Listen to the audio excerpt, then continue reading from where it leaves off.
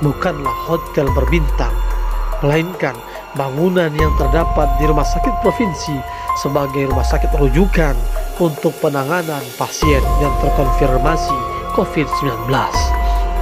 Berdasarkan informasi dari anggota keluarga yang keluarganya dirawat di sini, betapa kamar full terisi. Begitu juga yang diberitakan oleh media, bahkan hampir setiap malam ada pasien yang meninggal dunia. Ini menandakan bahwa kasus corona masih meningkat dan grafiknya pun selalu naik, entah kapan turunnya. Oleh karenanya, jangan abai, tetap patuhi protokol kesehatan. Semoga kita tidak menjadi korban selanjutnya. Assalamualaikum warahmatullahi wabarakatuh. Saudaraku, apa kabar semuanya? Semoga senantiasa diberikan kesehatan dan kebaikan.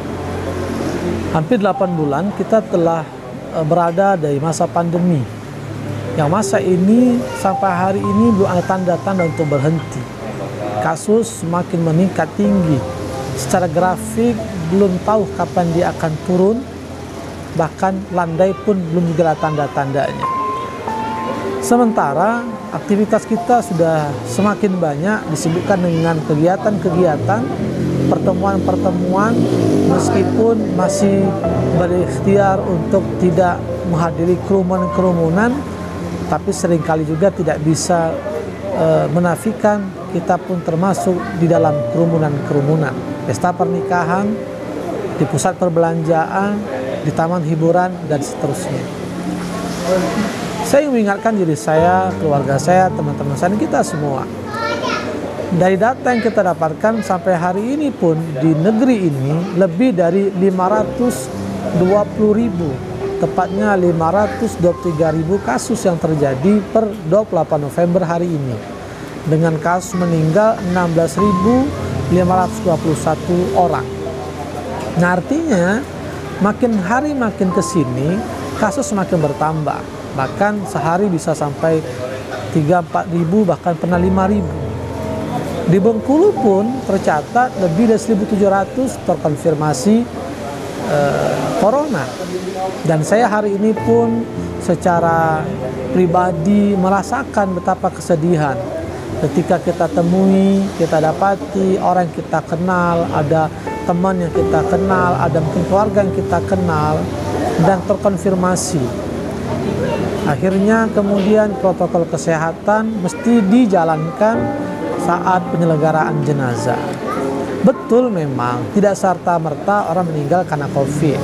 Mungkin banyak yang tidak percaya. Hari ini mungkin menutup mata, menganggap biasa, bahkan cuek-cuek saja. Karena merasa, udahlah, nah, kalau sudah takdirnya sampai juga. Sudahlah, ini rekayasa. Sudahlah, ini akan berakhir sendirinya. Sementara yang kita dapati semakin hari semakin banyak kasus terjadi. Nah, tentu kita harus aware dengan kesehatan kita, aware dengan kesehatan orang terdekat dengan kita. Maka senantiasa ikuti protokol kesehatan dengan 3M yang digalakkan, menggunakan masker, menjaga jarak, dan senantiasa mencuci tangan dengan hand sanitizer. Kalau perlu selalu dibawa hand sanitizer sebagai kelengkapan, pun masker seringkali digunakan, dan berusaha tidak kontak fisik dan hindari kerumunan. Nah, apa yang saya temui pagi ini, yang saya rasakan tadi, keluarga kehilangan, bersedih, dan itu pasti. Betapa orang yang kita cintai ketika meninggalkan kehidupan ini dan terkonfirmasi, maka penyelenggaraan jenazahnya, bagaimana kemudian pemakamannya, harus dilakukan dengan protokol kesehatan. Dan tentu ini mungkin tak mengenakan, tapi satu kenyataan yang mesti diterima dan tidak bisa dielakkan. Nah, oleh karenanya kita tidak boleh abai, jangan pula lebay, tapi harus nantiasa mawas diri, bersiap diri. Karena kita tidak tahu sampai kapan dia berhenti.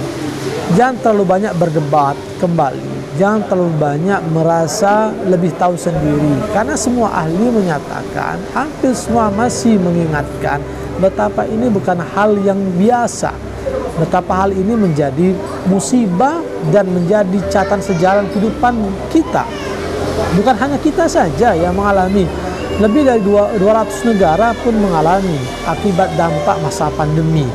Nah, oleh karenanya perlu kita ingatkan dalam aktivitas kita sehari-hari bahwa diyakini atau tidaknya, yang pasti secara fakta dan fenomena corona itu berlaku dan ada, ya. Dan ini juga harus diwaspadai, dipahami dan diantisipasi.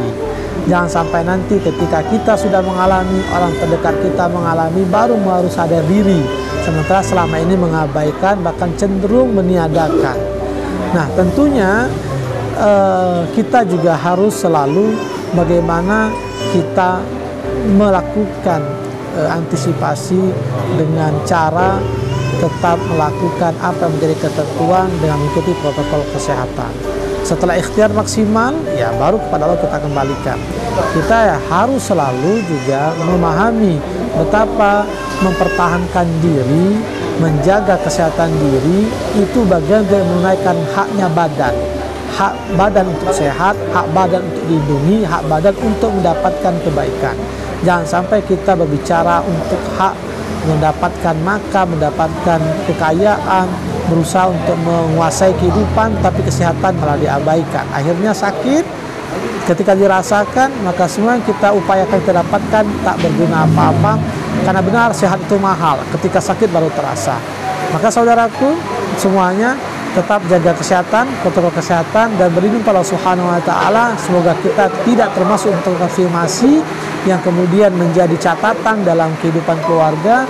Meskipun takdir Allah itu ada, tapi ikhtiar kita juga harus ada.